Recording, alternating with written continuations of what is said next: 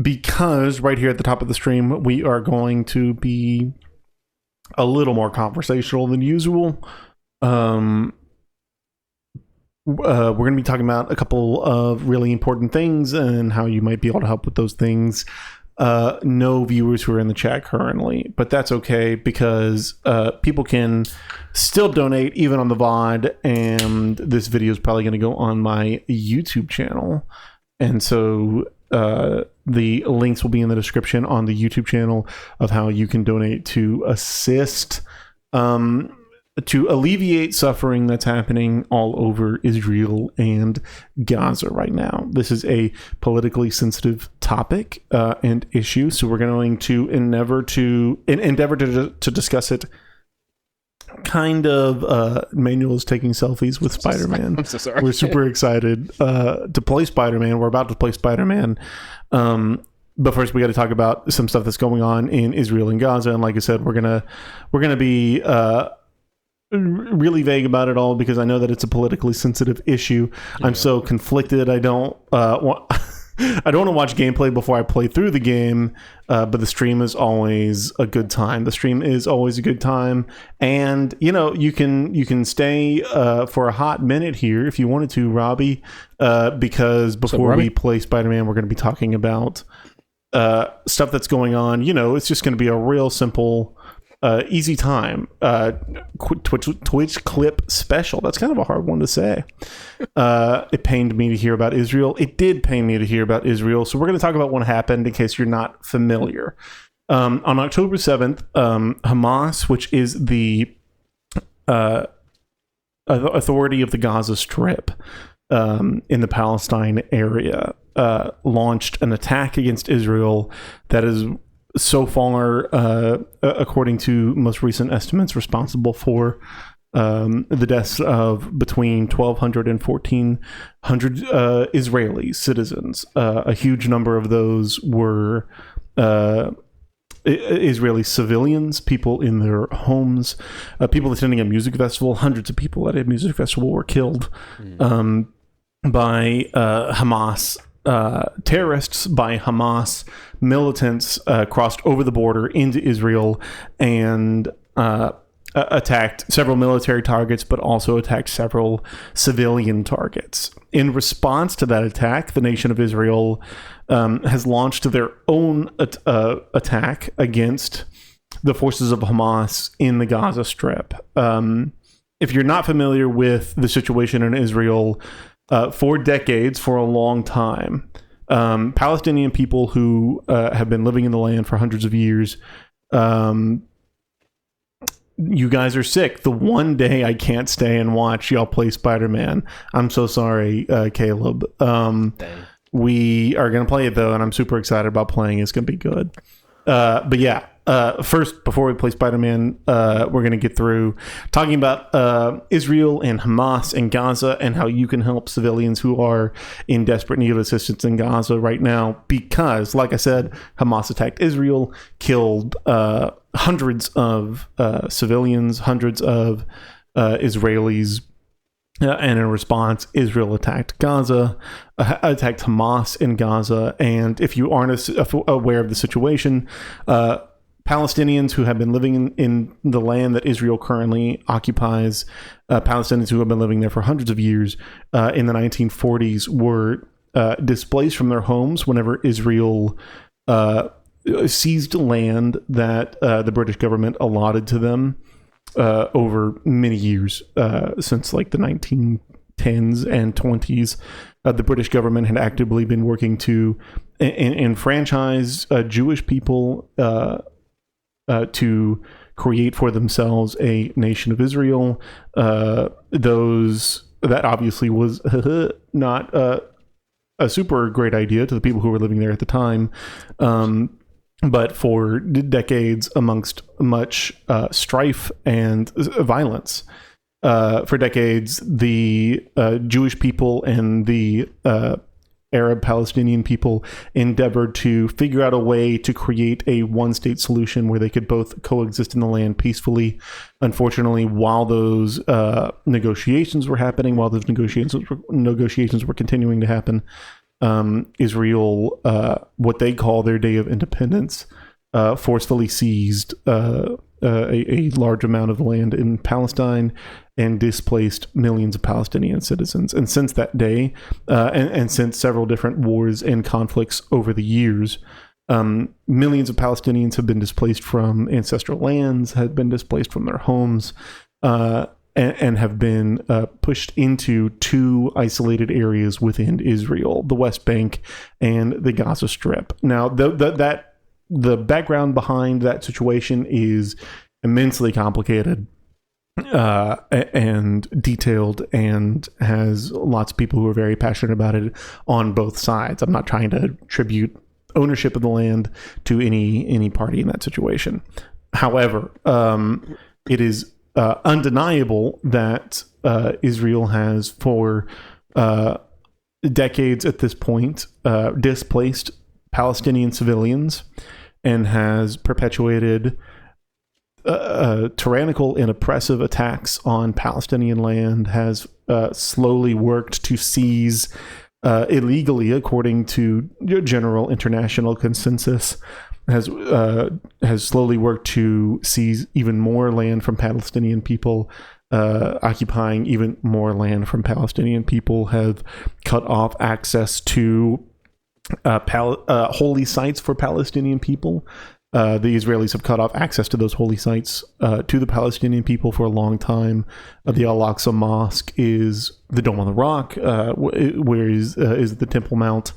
The Muslim people hundreds of years ago built the third holiest site in Islam there. It is an immensely important thing for Palestinian people to make a pilgrimage to the Al-Aqsa Mosque, and slowly over the years, Palestinian people's access to that holy site has been closed off. And in immense frustration under the heel of tyranny and oppression, I think you can pretty objectively call Israel's methods in both the West Bank and Gaza tyrannical and oppressive. Like I said, it's met tremendous widespread international criticism. Isn't Israel in a Revelation prophecy? Israel is in a Revelation prophecy, and is a large reason why American evangelicals have supported Israel for so long. According to certain interpretations of supposedly biblical prophecies in Revelation, which I don't ascribe to, there is an idea that Israel must be established again as a nation state before Jesus can return. Like I said, I don't particularly ascribe to those interpretations of Revelation, but like I said, the religious motivations behind a lot of the reasons why Israel has been taking the land that they're taking has been complex and very impassioned. So I'm not trying to say that Israel doesn't deserve the land that they're on. I'm not trying to say that the Palestinian peoples deserve to be displaced from their ancestral homes. Hopefully, in the future, there can be some kind of amicable resolution for peace that is satisfactory to both sides. But right now, that's the way that we got in the situation that we've got in. After decades of Israel continuing to seize land from Palestinian people, continuing to displace Palestinian people from their homes, continuing to unjustifiably murder, imprison, torture Palestinian civilians, Palestinian people, unfortunately, in great desperation, have aligned themselves with some pretty scary and violent forces, like Hamas, who is in control in the Gaza Strip today. If you can imagine a 3-mile wide strip that is about the distance from Beaumont to Winnie, that's how big the Gaza Strip is. And a population larger than that of the metropolitan area of Houston occupies that very small 26-mile by 3-mile strip. Millions of people live in that area. Unfortunately, Hamas, which is an unjustifiably violent organization, has, like I said, perpetuated an attack on Israel on October 7th that killed hundreds of Israeli citizens. Hamas is entrenched deeply in the Gaza Strip, and in an effort to rid themselves of the threat of Hamas, Israel is bombing Gaza and has dropped more bombs on Gaza in the last 6 days than the entirety of the United States Air Force did in Afghanistan and in a whole year. Israel has dropped more than 7,000 bombs on the 2.2 million occupants of Gaza. The latest death toll is more than 4,000 people. More than 4,000 Palestinians have been killed in Gaza. Tens of thousands of people have been severely injured. Hundreds of thousands of people have been displaced from their homes. Israel has leveled refugee camps, apartment buildings, schools, bomb shelters, hospitals. Certainly, just recently, there is a controversial attack on a hospital. Yeah, you've changed your framing there, buddy. I'll fix it in just a second.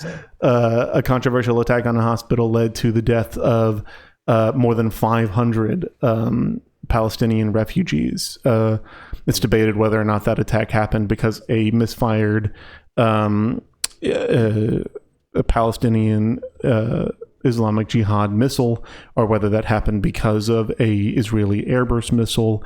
It is still being contested. Unfortunately, Israel has refused, and the United States just voted against in the United Nations to allow investigators to come and ascertain what the truth of the situation is. But yes, just days ago, hundreds of Palestinian refugees were killed in a bombing of a hospital. So far, Israel has bombed at least 22 hospitals. So certainly that's not anything that's very new to them. But like I said, more than 4,000 people have been killed in Gaza. Tens of thousands of people have been seriously injured. Hundreds of thousands of people have been displaced from their homes. And Israel has a effective blockade around the territory of the Gaza Strip. Hold on, I'm going to fix Manuel's camera real quick. I'm so sorry. You're good. Let me get my blanket from underneath. Best way. Okay. Sorry about that. You're good. Israel has effectively created Manuel's arms. Yes, Manuel's arms are great. Tyler says. Israel has effectively completely blockaded the area of the Gaza Strip and has refused to allow medical resources, food, water, electricity, internet access, basically anything that you need to survive and alleviate a really intense situation over there. Israel has blocked any of that. There are 20 trucks at the Rafah crossing in Egypt right now, prepared to enter the Gaza Strip. Israel has since blocked that access, but hopefully emergency medical aid can be provided soon. If there's any sort of silver lining here, there isn't. It would be getting the opportunity to laugh again at old satirical headlines like Israel unveils new defense system to deflect accusations of human rights abuses. Yeah. Which is commonly a tactic of Israel, certainly. But like I said, Israel has blockaded all of the Gaza Strip and has not allowed access of international emergency relief organizations, and has not allowed medical supplies in, has not allowed food or water or electricity in. So right now, unfortunately, there is not a lot that we can do. Certainly prayer for peace in this time is at the forefront of, I think, everybody's minds. Mm-hmm. And we'll pray before we transition into playing Spider-Man, which we're super excited about doing. But there's not, unfortunately, there's not a lot that we can do right now. I have pinned here in the chat a link to Charity Navigator. Is a website that helps to be a third party to validate the viability of certain NGOs and charities. I saw an article on Israel's defense system, and they have obtained a way to make a missile interceptor for $2. No joke. I don't know about the $2, but certainly the Iron Dome has been a tremendous resource for Israel in order to intercept and block Hamas's attacks on Israeli citizens. So that's a good thing for them. It's a good defensive weapon, certainly, that Israel has. But in the link pinned at the top of the chat is a link to Charity Navigator. There are a whole bunch of charities in that list.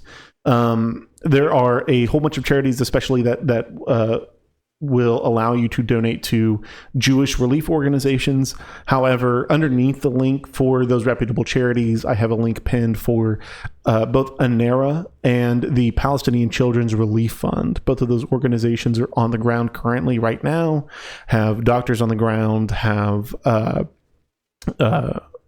people working to find refugees homes, has workers on the ground right now working to alleviate suffering in the Gaza Strip, and could certainly use any amount of donation that you're capable of doing.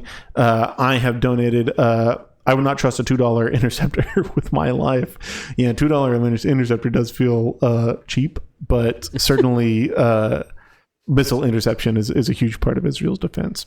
Mm-hmm. But anything that you can give to these charities is going to immensely alleviate. I think ANERA has a list of how much, because they're an NGO, they get medical supplies at a certain discounted rate, and I think something as cheap as like $20 buys an IV bag, which can save a life. Right now, doctors in the Gaza Strip are using vinegar to disinfect wounds because they're out of alcohol and disinfectant. Manuel has his lucky blanket. He does. Every stream, he's got to have his lucky blanket. But doctors in Gaza are out of just simple disinfectants or are using vinegar. So anything that you can give to those organizations that are pinned at the top of the chat, I know would be immensely appreciated by the people of Palestine, and won't be able to make it in yet until Israel lifts the blockade.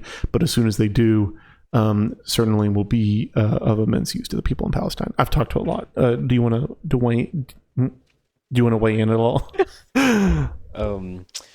Man, I don't know. I've been thinking about this quite a bit. Like, I mean, obviously, I feel like you can't really do anything without seeing some kind of news about it every day. Yeah, and stuff, and people saying like, you gotta side with this or side with that, and stuff. Which I feel like a good place to even start is just to see what's going on first and kind of make some kind of headway about it. But I'm very slow to just be like, oh yeah, I'm for this and like all that kind of stuff, because one, obviously I don't live there, so what can I really say about a situation that doesn't affect me readily, and stuff, and there's so much history and so many things that are behind it, and stuff. But I don't know, I always read and try to do my quiet times and like all that kind of stuff. And one thing that that kind of stood out to me was Proverbs 31, 8-9, which says, "Open your mouth for the mute, for the rights of all who are destitute. Open your mouth, judge righteously, defend the rights of the poor and needy." And I feel like that's a lot of people right now, in those different situations of just being a mouthpiece and just saying like, hey, there's some things that obviously aren't going the right way, and there are innocent people that their lives are affected. And I feel like as a Christian and as Christ followers, we should be finding some kind of way to alleviate or try to help in some kind of way, and stuff, and be like Christ in situations like that, because I feel like there's no victor in war ever, and stuff. There's so many lives that are affected by it and just all kinds of stuff. So it's kind of hard to make fast decisions and say what is right and what's wrong, kind of thing. So yeah, Ham Solo says, I agree. There's far too much emphasis placed on the U.S. and our choice of team rather than, the people involved and the people in need. Certainly. For sure.